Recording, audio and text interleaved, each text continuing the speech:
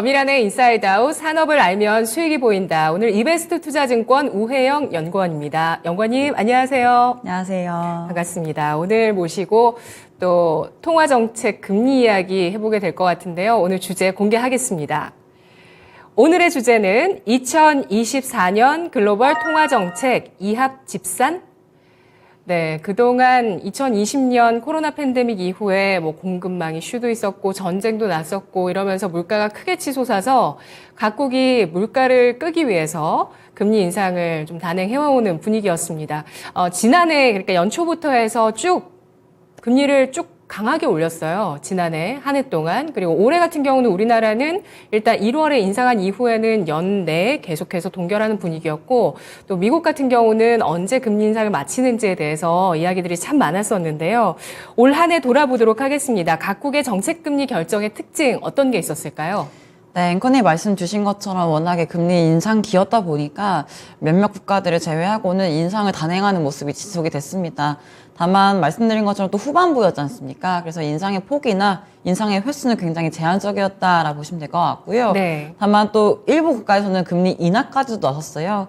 금리 인하 국가들을 쭉 말씀을 드리면 뭐 브라질, 칠레, 폴란드, 헝가리 이러한 국가들이거든요.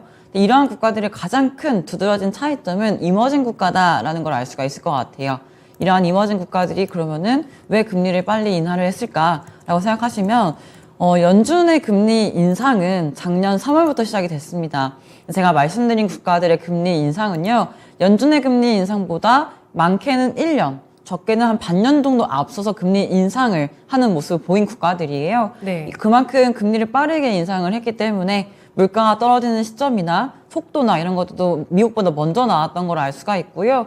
기준금리 인상이나 긴축의 기조가 굉장히 오랫동안 기조가 유지가 되고 있는 모습이기 때문에 경제에 대해서도 이러한 긴축의 효과가 더 두드러지게 나타났던 시점이었지 않았을까라고 보시면 될 것 같습니다. 그래서 말씀드린 국가들은 이제 이머징 국가들 중심으로 금리 인하 국가들이 있었고 이러한 흐름들이 올해 연말, 내년 상반기까지는 이어질 수가 있다. 정리해드리자면은 이머징 국가들은 금리를 인하하는 흐름들이 나타날 수 있을 거고요. 연준과 같은 중앙은행들, 뭐 선진국 중앙은행들이라고 하면 뭐 ECB, 뭐 유로존, 뭐 캐나다, 뭐 영국, 한국 이런 국가들은 조금은 느릴 수 있더라도 연내 하반기 중부터는 금리가 인하되지 않을까라고 생각하시면 될 것 같아요. 내년 하반기요. 네. 예, 먼저 금리를 인하한 국가들을 보면 물가가 잡혔다고 봐야 될까요? 네, 정확하게 말씀하셨고요. 물가가 그래도 고점을 찍고 굉장히 빠른 속도로 떨어졌고요. 대다수의 국가들의 물가 레벨이 고점 대비해서 절반 이상으로 다 떨어져 있는 상태이기도 하고요. 브라질과 같은 경우에는 물가 목표 수준까지도 물가가 이미 떨어졌다가 소폭 반등을 할 정도로 이미 물가가 목표 수준까지 들어온 상태였다라고 보시면 될 것 같아요. 예를 들면 뭐 브라질 같은 경우는요. 기준금리가 13%까지 올랐었어요. 그러니까 좀 이머징 국가들이 다른 이제 선진국들보다도 먼저 금리 인상한 것도 있었지만요. 인상의 폭도 굉장히 컸습니다. 100bp, 75, 150 이런 식으로 인상폭도 굉장히 매우 컸어요. 그래서 물가를 잡는 속도도 그렇기 때문에 빨랐지 않았을까라 생각하시면 될 것 같아요. 네, 그렇군요. 지금 캐나다에서 지난주에 이제 물가 3% 안쪽으로 내려오게 되면은 금리 인하 시작 가능하다 이렇게 시그널을 줬습니다. 뭐 연준이라든지 각국의 중앙은행들은 결국에 시그널을 먼저 주게 되는데 네. 아직은 연준에서는 금리 인하라는 얘기는 나오진 않았고 금리 인상이 이제 이 정도면 됐다라는 정도까지 이야기가 나온 상황인데요. 연구원님은 이머징 국가는 이렇게 조금 빠르게 정책을 인하하면서 정책을 회귀하는 정상화하는 모습이고 선진국 같은 경우는 물가가 좀 여전히 좀 높은 상태에 유지되어 있는 국가들 위주로 해서 아직은 높은 상태의 금리가 유지될 수 있을 것이다. 네. 이렇게 전망을 해주고 계시는 건데요. 글로벌 금융 상황 지수와 대출 여건 상황도 좀 짚어보도록 하겠습니다. 어떻게 나오고 있을까요? 네, 저희가 보통 이제 IMF에서 발간하는 보고서도 자주 보는데요. 네. 거기서 보시면 글로벌 금융 상황 지수가 지속되고 있는 통화 긴축 정책에도 불구하고 오히려 완화가 되는 모습이 나타났다라는 것을 분석이 되고 있는 모습입니다. 예. 사실 과거의 긴축 사이클 때 비교해 보시면요. 이러한 글로벌 금융 상황 지수가 완화가 되는 건 사실은 드문 일이긴 하거든요. 근데 왜 선진국들 중심으로 이렇게 금융 상황 지수가, 금융 여건 지수가 완화가 되었을까라고 하면요. 투자자의 기대에 좀 크게 기대를 했다라고 보시면 될 것 같아요. 뭐 주식 밸류에이션이 높아졌다든지 변동성이 낮아진 것들, 회사채 스프레드가 축소됐다든지 이러한 기업 밸류에이션이 조금은 긍정적으로 변한 거에 따라서 미국이라든지 유로존의 선진국들을 중심으로 글로벌 금융 상황 지수가 조금은 완화가 됐던 모습을 보였고요. 뭐 중국을 제외한 이머징 국가 같은 경우에는 금리 인하에 대한 기대감이라든지 동일하게 주식 그 밸류에이션의 변화 이런 것들을 좀 근거를 해서 동일하게 이 상황 지수가 조금은 완화적으로 움직이고 있다라고 보시면 될 것 같습니다. 반면에 대출 여건 이런 상황은요, 기준금리 인상 기조 이런 것들이 이어지다 보니까 이제 은행들의 실질적인 신용 증가 축소가 없었음에도 불구하고 계속해서 여건은 타이트하게 변해가고 있어요. 당연히 기준금리 인상을 하면 뭐 대출 금리도 올라갈 거고 은행들의 대출 심사하는 스탠스, 태도도 강화가 될 수밖에 없기 때문에 이러한 대출 여건도 조금은 강화되는 모습은 지속이 되고 있고 이에 맞춰서 대출 수요 같은 경우에도 동일하게 조달 코스트가 올라갔다 보니까 대출 수요도 조금씩 줄어들고 있는 모습이다라고 정리하시면 될 것 같습니다. 네, 금융 상황 지수는 완화되었던 것이 이례적이긴 하지만 이런 것들은 주식 시장이 좋았던 부분들, 그러니까 주식 같은 경우도 결국에는 기업에서 자금을 조달하는 창구가 되잖아요. 네. 그러니까 주식이 좋았다는 게 이렇게 글로벌 금융 환경이 완화될 수 있는데 도움이 됐던 요소다라고 보셨고요. 또 회사채 시장 역시도 뭐 괜찮았다라는 것이 이런 금융 환경 여건을 좋게 하는 요소였다고 보셨고, 중국은 뭐 금리를 좀 낮췄잖아요. 네, 지준율 인하를 했죠. 네, 이런 부분들로 좀 영향을 받았고, 대출 같은 경우는 좀 여건이 타이트한 모습이다라고 보셨는데요. 아무래도 3월에 있었던 SBB 사태 이런 것들이 좀 영향을 줬을까요? 네, 맞죠. 워낙에 SBB 사태가 터지고 나서 은행의 시스템 리스크로 번질 가능성에 대해서도 시장에서는 좀 언급을 했었었고요. 네. 그러한 얘기가 이제 나오다 보니까 연준의 금리 인하나 금리 인상도 멈추고 이제 연내 인하할 수 있지 않을까라는 기대감들도 생겼을 정도로 그 은행 이슈 자체가 가져온 그 당시에 파급력은 좀 꽤 있었던 것 같습니다. 당연히 은행 이슈가 터지게 되면 만약에 부실한 채권들이 이제 또 디폴트가 날 수도 있고 은행들이 이제 자본을 관리하려면은 대출도 좀 제한적으로 가져가야 될 필요성이 있었을 거거든요. 그래서 그러한 은행 이슈가 촉발을 해서 이제 은행들 대출 스탠스나 대출의 여건들을 강화시켰다라고 보시면 맞으실 것 같고요. 다만 이제 SBB 사태와 같은 은행 이슈가 생각보다 정부의 좀 빠른 대응으로 좀 빠르게 안정이 된 것 같아요. 그래서 오히려 그런 이슈에도 불구하고 기준금리 추가적으로 인상되기도 했고 연준 같은 경우는요. 오히려 또 동결을 지속을 하면서 뭐 추가 긴축도 가능하다라고 얘기할 정도이다 보니까 SBB 사태가 그 당시에는 굉장히 은행 여건을 빠르게 타이트하게 만들었지만 돌이켜 보면은 조금 그렇게까지 사람들이 기대했거나 예상했던 것보다는 그렇게까지 큰 영향력은 좀 없었지 않았을까라고 평가가 되고 있는 것 같아요.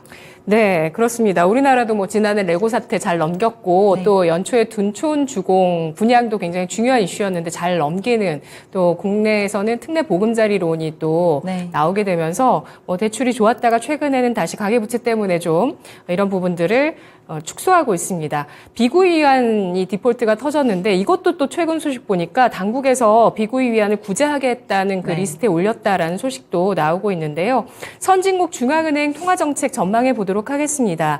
네, 후년까지 계속해서 긴축으로 이어갈지 아니면 시장에서 기대하듯이 미국을 중심으로 해서 내년에는 또 선진국의 금리 인하 시즌이 도래하게 될 것인지 어떻게 전망하실까요? 우선 결론부터 말씀을 드리면 당연히 선진국들도 금리를 인하할 거다라고 전망은 하고 있습니다. 네. 근데 문제는 이제 금리를 이제 인하를 하더라도 그 레벨이 얼마일까가 관건이 되겠죠. 시장에서 생각을 해도 지금은 내년도에 금리 인하의 시점이 아무리 빨라도 2분기 정도 잡혀 있는 것 같고요. 저 같은 경우는 하반기 정도, 3분기 정도 말씀을 드리고 있긴 하지만 네. 공통적인 내용은 이제 금리 인하에 대한 폭이 많이 내려도 한 50, 75, 한 100 정도 언저리인 것 같거든요. 그러면 지금 현재 미국의 기준금리가 5.5%다 보니까 많이 100bp를 내리더라도 4%예요.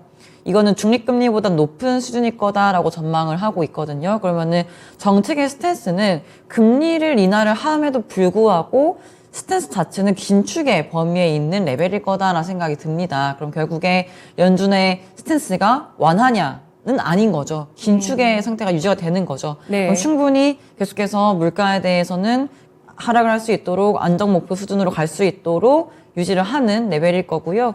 성장에 대해서도 너무나 과도한 그 하방 압력은 주면 안 되기 때문에 금리 인하가 사실은 긴축의 강도 조정 측면에 인하할 것이다라고 보시면 될 것 같아요. 이렇게 좀 선진국 중심으로 금리 인하의 시점이나 금리 인하의 폭이 제한적일 수밖에 없다라고 보는 거는 당연히 다수의 중앙은행이 가지고 있는 가장 주된 큰 목표가 물가 안정입니다. 근데 여전히 근원 물가를 중심으로 둔화세가 조금 더디게 떨어지고 있거든요. 그래서 그런 것들을 감안을 했을 때 금리 인하나 금리 인하의 시점이나 금리 인하의 폭이나 금리 인하의 정도를 많이 가져가거나 빨리 가져가기에는 조금 부담이 되는 한 해가 될 수 있다라고 보시면 될 것 같고요. 그래서 금리 인하 시점을 조금 뒤로 미루고 보시면 될 것 같고 인하가 되더라도 인하의 폭이 그리 크지 않을 수가 있다라고 보시면 될 것 같아요. 네. 그래도 금리 인상 사이클이 다 왔다. 그리고 금리 인하가 언제쯤, 내년 언제쯤에는 시작될 수 있다라는 기대감으로 또 시장이 이렇게 올라주는 거 보면 네. 그래도 참 다행이라는 생각이 들긴 하지만 본격적인 금리 인하 시기는 아닐 것이다라고 보셨고요. 이머징 같은 경우는 아까 말씀해 주셨던 것이 상대적으로 빠른 정책 정상화가 가능할 것으로 보셨는데 자세히 들어볼까요?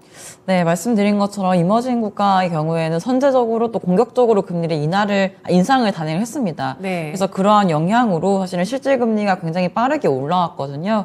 실질 금리가 중요한 이유는 뭐 예를 들면은 정책 금리가 있을 거고 그다음에 물가 레벨이 있을 거지 않습니까? 보통은 물가 레벨만큼은 금리를 높여야 이제 물가를 그래도 높이지도 낮추지도 않는 레벨일 거다라는 생각을 하는데 지금은 네. 워낙에 물가가 높아졌다 보니까 작년, 재작년 한 해, 두 해 동안요. 그래서 금리를 굉장히 빠르게 인상을 했죠. 그래서 그 결과 실질 금리는 높게 지금 유지가 되고 있어요. 물가는 빠지겠는데 금리는 안 내리고 있으니까요. 그럼 이 실질 금리가 높아졌을 때 문제가 뭐냐면요. 실질 금리가 플러스이고 플러스 레벨인 게 계속 높아지면은 계속해서 물가를 낮추고 계속해서 성장을 억누르는 상황이 오게 돼요. 근데 말씀드린 것처럼 이미 이머징 국가들 중에 금리를 인하하는 국가들의 물가나 성장의 상황은 금리를 인하를 빨리 필요할 정도로 빠르게 둔화가 됐고 물가도 빠르게 안정이 된 상태입니다. 그래서 굉장히 물가를 빠르게 잡기 위해서 올려놓은 기준 금리 레벨을 낮춰서 어느 정도 레벨까지는 낮춰서 만들어 놓을 필요가 있다라고 보시면 될 것 같아요. 그래서 사실은 금리 레벨을 낮출 필요성이 지금은 굉장히 높은 국가가 이머징 쪽의 국가들이기 때문에 그런 국가들에서 먼저 좀 금리를 인하를 하고 있고요. 많은 이머징 국가들의 실질 금리 레벨이나 정책 금리 레벨을 보시면 네. 과거의 인상 사이클하고 비교해 봤을 때 거의 최고치에 육박을 해요. 그만큼 굉장히 빠르게 굉장히 많이 금리를 인상을 했다라는 거고요. 반대로 말씀을 드리면 정책이나 성장이나 경제가 정상적으로 돌아가는 시점이 된다라고 하면 그만큼 더 빠른 속도로 정책을 바꿔야 되는 상황이다라고 보시면 될 것 같아요. 물론 선진국들의 중앙은행이 higher for longer라고 하죠. 고금리 장기화의 정책 결정 가능성이 매우 농후하기 때문에 이제 이머징들이 막 또 너무 공격적으로 금리를 인하하는 거는 또 어려울 수 있을 수도 있습니다. 왜냐하면 금리를 인하했다가 또 자국의 통화 가치가 절하가 될 수도 있고요. 물가가 다시금 올라갈 수도 있고요. 막 자금도 나갈 수도 있고요. 여러 가지 문제가 발생할 수가 있기 때문에 선진국의 중앙은행의 움직임들이 포착되기 전까지는 조금 조심스럽게 금리 인하를 나서고 선진국들이 금리 인하를 나서기 시작하면은 그때부터는 조금은 공격적으로 인하를 해도 될 것 같다. 그래서 본격적인 금리 인하 내지는 대다수의 이머징에서 금리를 인하할 수 있는 시점은 한 2분기가 지나고 3분기 정도부터 조금 대다수의 대다수의 이머징에서 금리 인하를 확인할 수가 있지 않을까라 보고 있어요. 네, 그렇습니다. 이렇게 가파르게 이머징에서 금리를 올렸고 네. 물가가 잡힌 이후에는 이 고금리를 유지할 수 있을 만한 그런 어떤 요소가 없어집니다. 그러니까 뭐 성장이 걱정이기 때문에 너무 성장을 억누르기도 어려운 상황이다라는 점에서 이렇게 정책을 정상화한다라고 설명을 해주셨는데요. 우리 채팅창에서는 너토님께서 생활 물가는 한 번 레벨업 되면 내려가는 법이 없는데 우리만 그런지라고 하셨는데요. 뭐 다 마찬가지겠죠. 그래서 이번에 블랙 프라이데이도 미국에서도 소비자들이 더 많은 할인을 원한다. 그렇죠. 이런 얘기가 나오고 있는 상황인데요. 내년도에 통화정책 완화의 포문을 열게 될 곳은 어디부터일까요? 선진국들 중에 말씀하시는 저는 캐나다가 눈에 띄더라고요. 일단 금리 인하 시그널을 줬으니까. 네, 예. 말씀 주신 것처럼 캐나다의 경우에 좀 그러한 이 시그널들, 포드 가이던스, 인하에 대한 언급 이런 것들이 나왔다는 거는 고무적인 변화인 것 같습니다. 네. 그들 국가들에선 이미 물가의 안정이나 뭐 성장의 상황이 인하가 필요한 상황이다라고 판단을 내렸기 때문에 그러한 발언을 할 수 있을 거다라는 생각을 하거든요. 그래서 앵커님 말씀 주신 것처럼 뭐 캐나다 중앙은행이 포문을 열 가능성이 높은 것 같고요. 사실은 뭐 영국, 유로존, 한국, 그다음에 뭐 호주, 미국 요 정도를 추려봤을 때 일단은 ECB는 조금 애매한 것 같아요. 왜냐면은 ECB는 이제 금리를 인하할 가능성에 대해서 물론 없다라는 말씀은 안 드리지만 이제 물가가 에너지 쪽의 그 비중이 굉장히 높고 이제 유로존 쪽에서의 문제는 이제 에너지 물가의 급등에 따른 물가의 급등, 에너지 가격이 조금 기저에 따른 물가의 급락이 지금 나타나고 있거든요. 그러니까 언제라도 에너지 쪽에 문제가 다시 발생을 한다라고 하면 유로존 쪽은 물가가 다시 안 잡힐 수 있는, 물가가 다시 올라갈 수 있는 상태다 보니까 정책을 좀 보수적으로 가져가야 할 것 같다는 생각이 들어요. 그래서 이들 국가들 중에서 ECB가 좀 가장 좀 마지막에 금리를 인하할 것 같다는 생각이 들고요. 영국은 경제 상황이 좀 안 좋은 것 같습니다. 뭐 가보신 분들은 아시겠지만은 물론 물가가 높기도 해요. 거의 7%까지 아직도 유지가 되고 있다 보니까 네. 이 영국도 조금 물가에 대한 부담이 좀 잔존해 있다. 근데 성장은 굉장히 둔화가 된 상태다. 그러니까 어디에 장단에 맞춰야 될지 좀 애매하긴 하지만 중앙은행의 입장이라면 물가 안정에 좀 더 포커스를 두겠죠.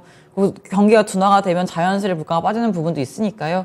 그래서 아마도 이제 일단은 물가 안정에 조금 더 주력을 할 거다 보니까 22보단 빠를 수 있겠지만 그래도 조금 더 오래 동결이 유지되거나 추가 인상할 수도 있다라고 보시면 될 것 같고, 미국 같은 경우에는 연준이 그래도 1분기까지의 지표가 뭐 견조할 수는 있겠습니다만은 경기의 둔화가 일단은 연준도 아마도 확인이 된다라고 알고 있을 거예요.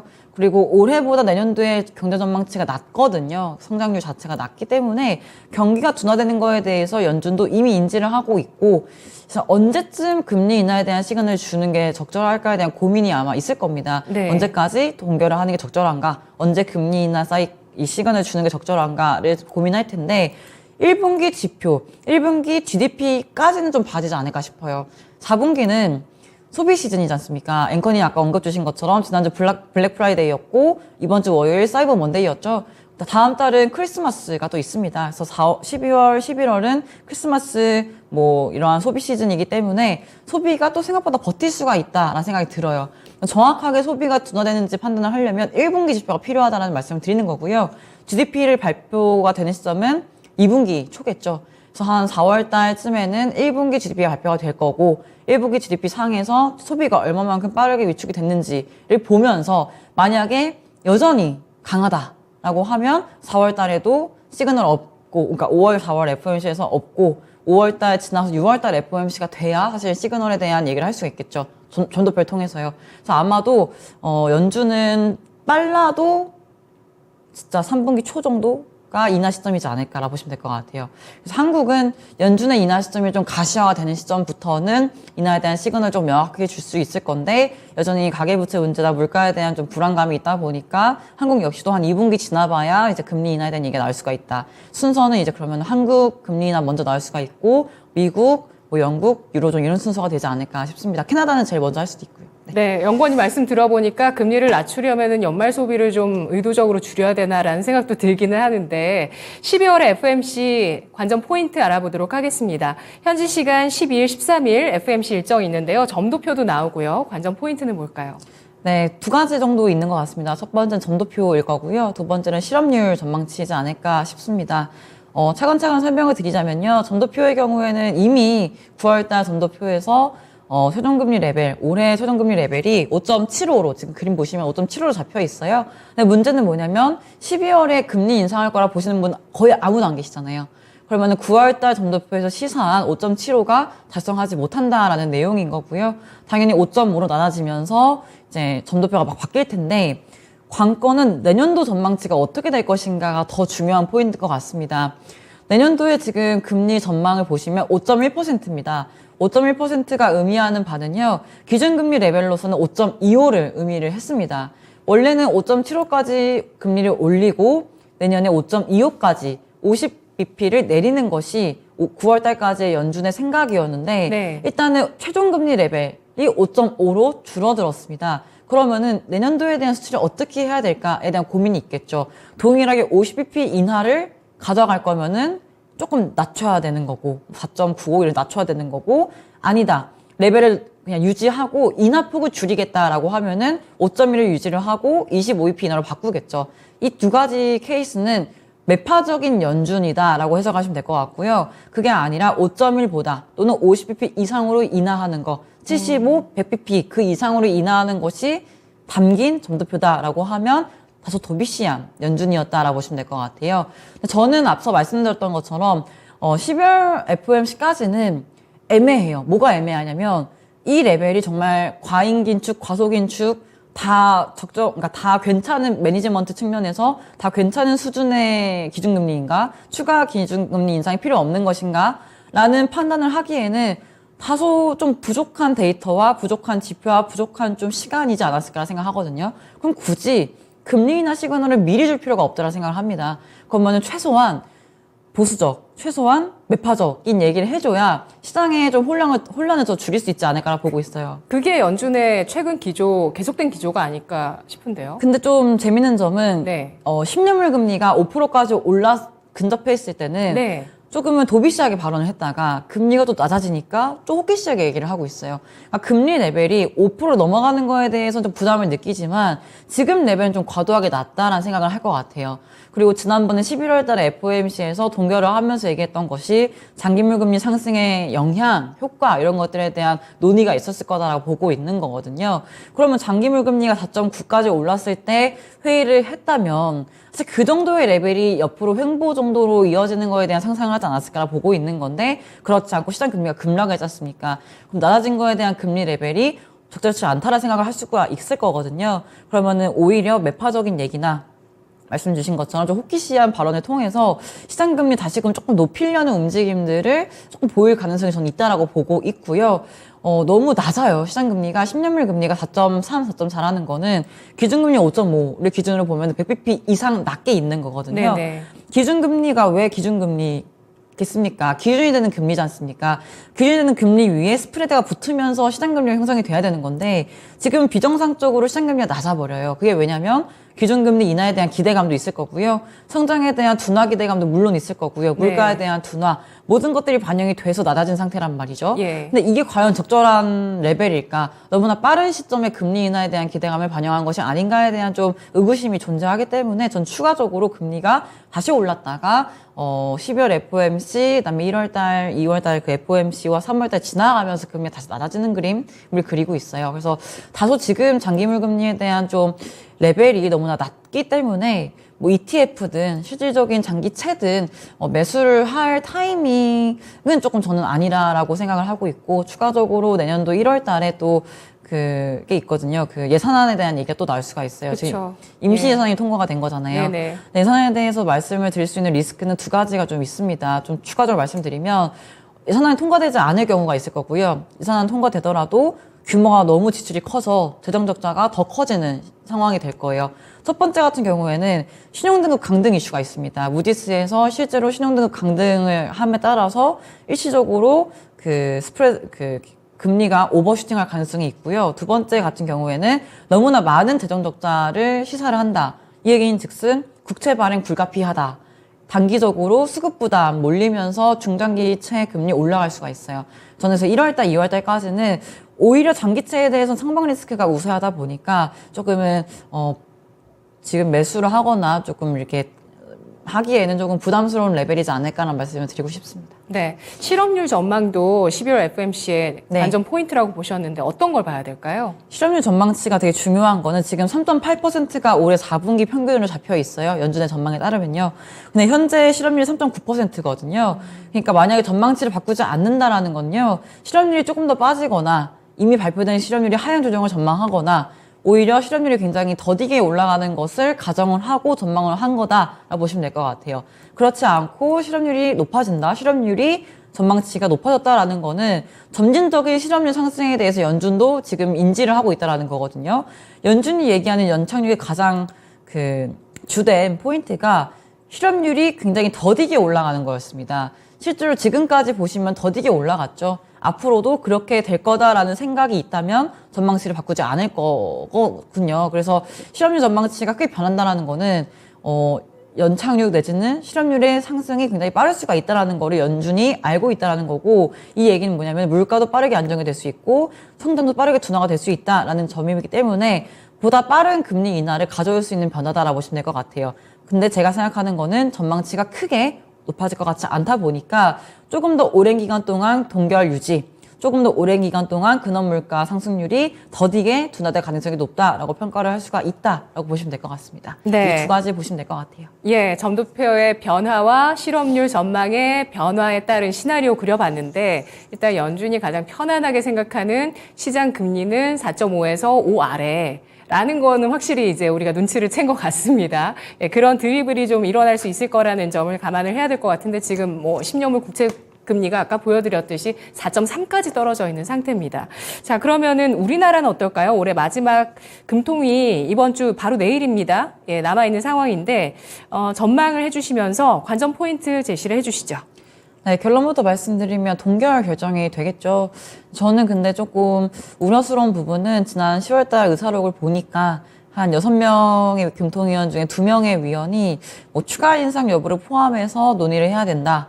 그다음에 물가의 상방 리스크가 높아진 만큼 현재의 긴축의 상태, 긴축의 기조가 추가적으로 더 강화돼야 될 필요성이 있는지에 대한 고민이 필요하다라는 언급을 하셨거든요. 그래서 저는 오히려 뭔가 동결 결정이 나오더라도 소수 의견, 인상에 대한 소수 의견까지도 조금 확인을 할 가능성도 있다라고 말씀을 드릴 수가 있을 것 같고요. 추가적으로 보셔야 되는 관전 포인트는 동일하게 또 2개입니다. 첫 번째는 물가 전망치의 변화.